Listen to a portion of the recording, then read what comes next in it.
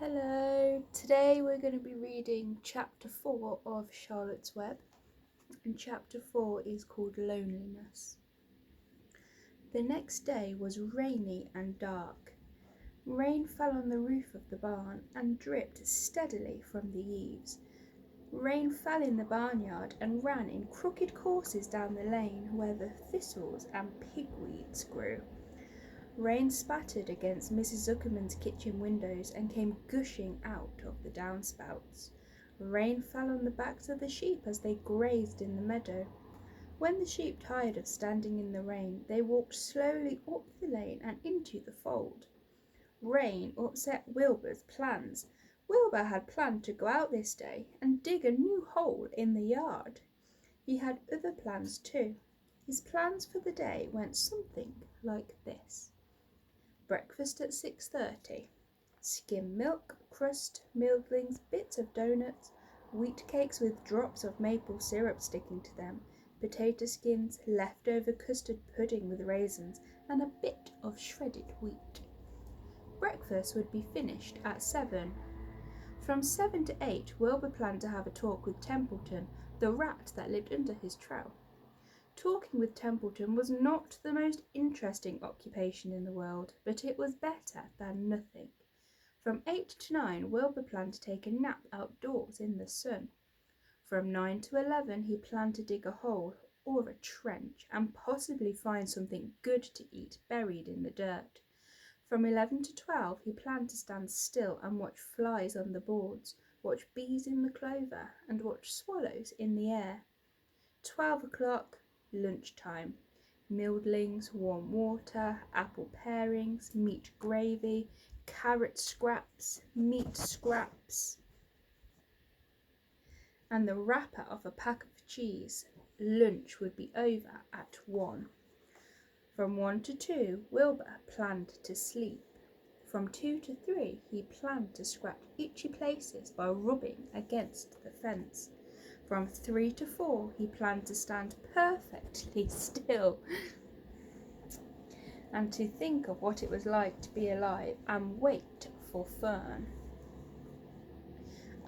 At 4 would come supper. Skim milk, leftover sandwich from Lurvy's lunchbox, prune skins, a morsel of this and a bit of that, fried potatoes, marmalade drippings, a little bit more of this, a little bit more of that, a piece of baked apple and a scrap of upside down cake. Wilbur had gone to sleep thinking about these plans. He woke at 6 and saw the rain, and it seemed as though he couldn't bear it. I get everything all beautifully planned out and it has to go and rain, he said. For a while he stood gloomily indoors. Then he walked to the door and looked out. Drops of rain struck his face. His yard was cold and wet. His trowel had an inch of rainwater in it. Templeton was nowhere to be seen. Are you out there, Templeton? Called Wilbur. There was no answer. Suddenly, Wilbur felt lonely and friendless. One day, just like another, he groaned. I'm very young and I have no real friends here in the barn. It's going to rain all morning and all afternoon, and Fern won't come in such bad weather. Oh, honestly. And Wilbur was crying again for the second time in 2 days. At 6:30, Wilbur heard the banging of a pail. Lurvy was standing outside in the rain, stirring up breakfast. Come on, Pig, said Lurvy. Wilbur did not budge. Lurvy dumped the slops into the pail and walked away. He noticed that something was wrong about the pig. Wilbur didn't want food. He wanted love. He wanted a friend, someone who would play with him. He mentioned this to the goose who was sitting quietly in the corner of the sheepfold. Will you come and play with me? He asked. Sorry, said the goose. I'm sitting on my eggs, 8 of them, got to keep them toasty warm. I have to stay right here. I'm not fibbity-ibbity-gibbet. I do not play when there are eggs to hatch. I'm expecting goslings." "Well, I didn't think you were expecting woodpeckers," said Wilbur bitterly. Wilbur next tried one of the lambs. "Will you please play with me?" he asked. "Certainly not," said the lamb.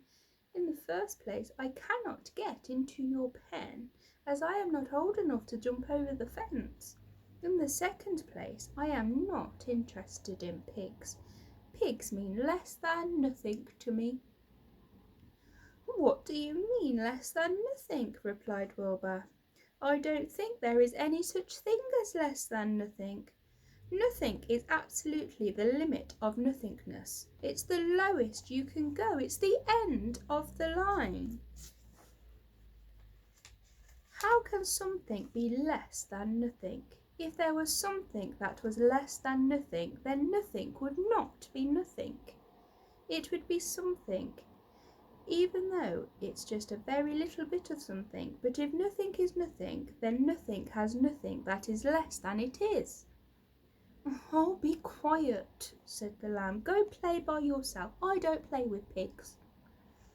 Sadly, Wilbur lay down and listened to the rain. Soon he saw the rat climbing down a slanting board that he used as a stairway. "Will you play with me, Templeton?" asked Wilbur. "Play," said Templeton, twirling his whiskers. "Play? I hardly know the meaning of the word." "Well," said Wilbur, "it means to have fun, to frolic, to run and skip and make merry." "I never do those things if I can avoid them," replied the rat sourly. "I prefer to spend my time eating, gnawing, spying, and hiding. I am a glutton, but not a merrymaker. Right now I am on my way to your trough to eat your breakfast, since you haven't got sense enough to eat it yourself." And Templeton the rat crept stealthily along the wall and disappeared into a private tunnel that he had dug between the door and the trough in Wilbur's yard. Templeton was a crafty rat, and he had things pretty much his own way. The tunnel was an example of his skills and cunning. The tunnel enabled him to get from the barn to his hiding place into the pig trough without coming out into the open. He had tunnels and runways all over Mr. Zuckerman's farm, and could easily get from one place to another without being seen. Usually he slept during the daytime and was abroad only after dark. Wilbur watched him disappear into his tunnel. In a moment he saw the rat's sharp nose poke out from underneath the wooden trough. Cautiously, Templeton pulled himself up over the edge. This was almost more than Wilbur could stand on this dreary, rainy day, to see his breakfast being eaten by somebody else. He knew Templeton was getting soaked out there in the pouring rain, but even that did not comfort him. Friendless, dejected, and hungry, he threw himself down in the manure and sobbed. Late that afternoon, Lurvy went to Mr. Zuckerman. "I think there's something wrong with that pig of yours. He hasn't touched his food." "Give him 2 spoonfuls of sulphur and a little molasses," said Mr. Zuckerman.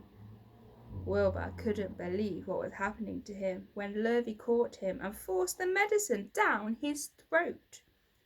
This was certainly the worst day of his life. He didn't know whether he could endure that awful loneliness any more. Darkness settled over everything. Soon there were only shadows and the noises of the sheep chewing their cuds, and occasionally the rattle of a cow chain up overhead.